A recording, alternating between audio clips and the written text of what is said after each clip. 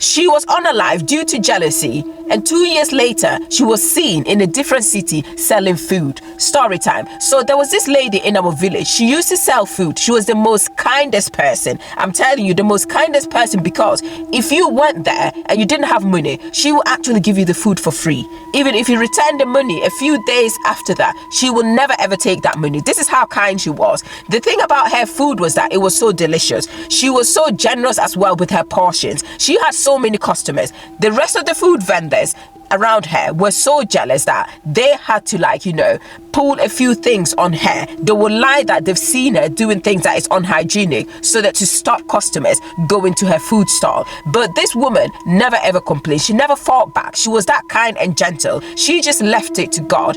They even went to the point that they started accusing her of doing voodoo to get people like customers to come and buy her food. But yet this woman did nothing.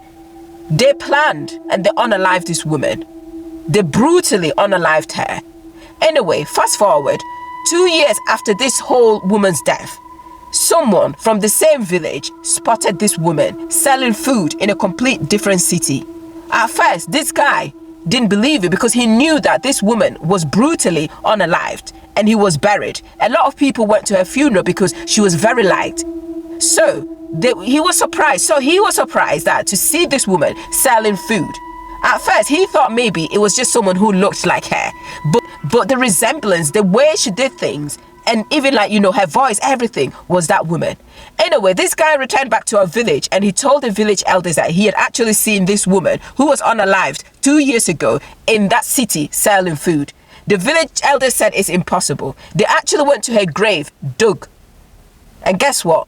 There were no bones, no traces of the woman. Instead, they saw a voodoo doll in that grave. Please, I'd like for you to comment where you're watching me from, and also in that country, if you have experienced something similar like this, please share in the comment section below. But weird things are happening.